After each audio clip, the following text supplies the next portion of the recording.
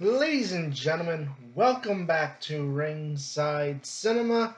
I am Money Mike, and today we are going to be looking at the Bloodline, Cody Rhodes, and why SmackDown has seemingly been so bland this summer and post WrestleMania altogether, and why it is all due to the Bloodline storyline and WWE's inability to do anything outside of the Bloodline, and it's really dragged Cody Rhodes in his championship run down with them. But before we get into all of that, make sure you join me tomorrow right here on this channel as I will be live streaming AEW All Out as we got a major plot point heading into tomorrow's show as Hangman Adam Page has burnt down the childhood home of Swerve Strickland. And I gotta tell y'all, that visual, and I'll show it up here on the screen, that visual of Hangman Adam Page in the rocking chair with the burning house in the background was an amazing shot. And it's got me hyped for this steel cage match. So I hope you're just as hyped, and you will join me tomorrow right here for my all out live stream. But let's talk about a former EVP of AEW, that being Mr. Cody Rhodes. And yeah, I think for a lot of people, the post WrestleMania run for Cody Rhodes, when he finished his story, a lot of people were expecting, okay, what's the big story? What's the next big story beat? And seemingly it's still the Bloodline. Because they've essentially told us on the Raw after Mania that Cody Rhodes is still going to be stuck in the Bloodline storyline because The Rock said, I'm coming for you regardless of you having that championship.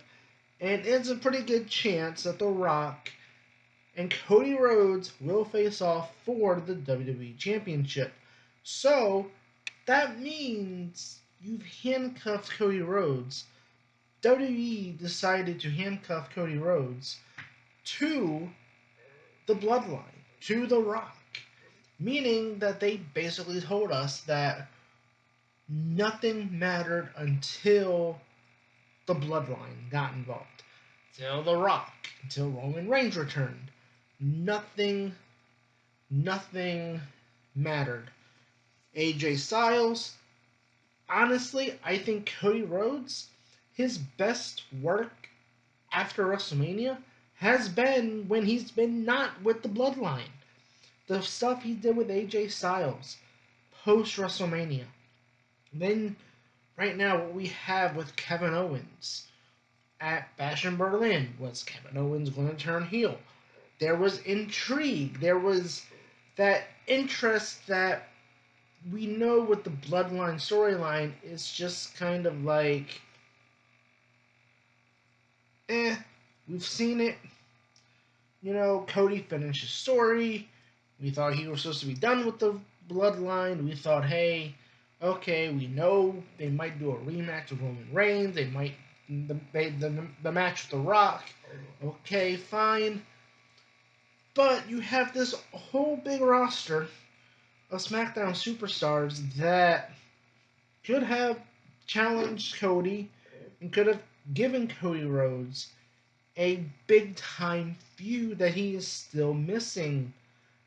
As part of his whole big finish the story, he has not had that big challenge as a champion yet. And yeah, we did have Cody versus Solo at SummerSlam. But again, we knew kind of Cody was going to win because we knew that match was the setup for the return of Roman Reigns.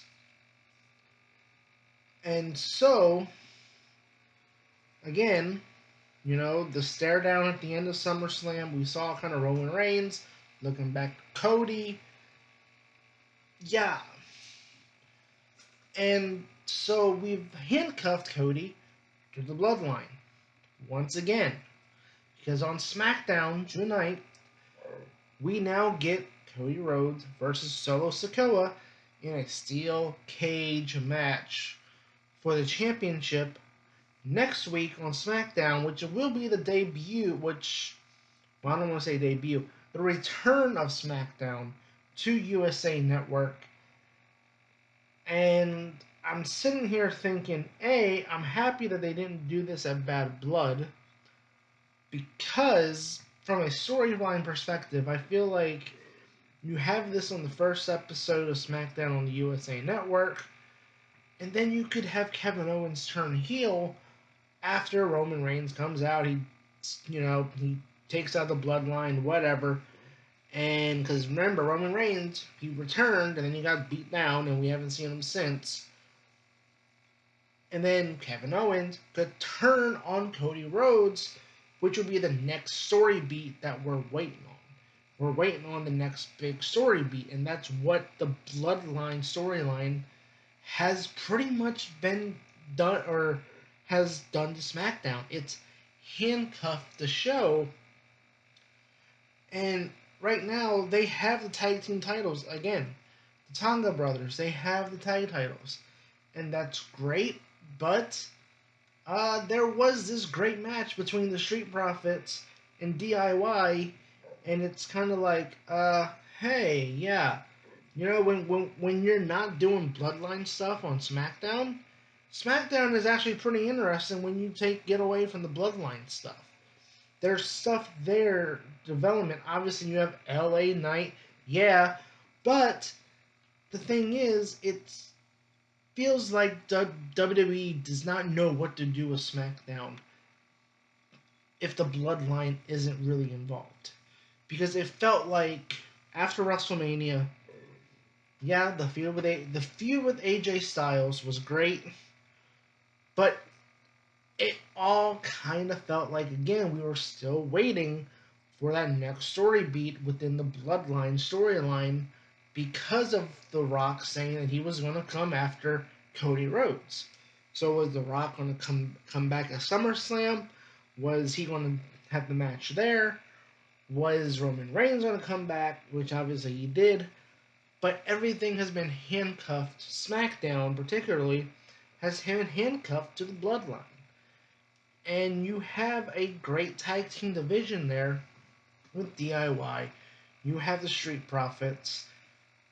And you have other great tag teams that you could put these tag titles on, essentially, to where you don't need the titles to be occupied by the Bloodline. And again, you look at Monday Night Raw. Look at Monday Night Raw, where the best feud on Monday Night Raw is not even for a title. It was for a bracelet, which Drew McIntyre destroyed on Monday Night Raw, but that got people interested. The whole Drew McIntyre CM Punk feud was so good that people were cheering over a bracelet, like they were invested over a bracelet. Like, the fact that Drew was carrying this bracelet around. Oh, yeah, it has your wife's name on it and your dog's name on it, Punk. Yeah, your family's with me now. Like, it was this big thing. And then, yes, you have Roman Reigns on SmackDown, that big moment of, he put the Fowler necklace back on. And again, you have this story beat problem where SmackDown is seemingly just in a holding pattern, waiting for that next big story beat. And because everything is tied to the Bloodline, because Cody Rhodes is tied to the Bloodline, you haven't been able to really do anything with Cody Rhodes and do any development with other superstars on SmackDown because you're just waiting for the next story beat for the Bloodline. And again, I go back to Monday Night Raw. Look at the Judgment Day right now. Damian Priest, Rhea Ripley, Liv Morgan, Dominic Mysterio. Once again, yeah, Gunther, he's the world champion, but the best feuds right now on Raw aren't even for the title. Well, the best feuds in WWE in general aren't even for the titles, aren't for a world title. So, because SmackDown is so reliant on the Bloodline storyline, it's become this repetitive show where it's like, why do you tune in when you can just wait until Roman Reigns comes back? You can wait until, which will probably be next week. You can wait until Cody versus Solo Sikoa next week in a steel cage match because you know that that's the next important story beat that we're going to get. Now, whether this is going to set up the official Kevin Owens heel turn, where Cody will win and then Kevin Owens helps fend off the Bloodline, but then true to NXT fashion, because Triple H loves his closing credits. Oh no, oh, the show's over, and then bam, Owens turns on Cody Rhodes. Like to me, you don't have to watch SmackDown tonight. You could just wait till next week. And that's kind of where the over reliance of the Bloodline storyline has really, really kept SmackDown from being on the same level as Raw.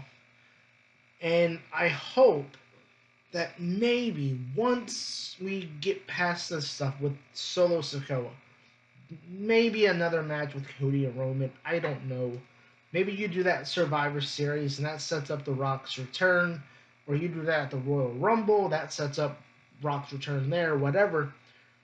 But if you get Cody away from the Bloodline, his stuff has been actually very compelling TV.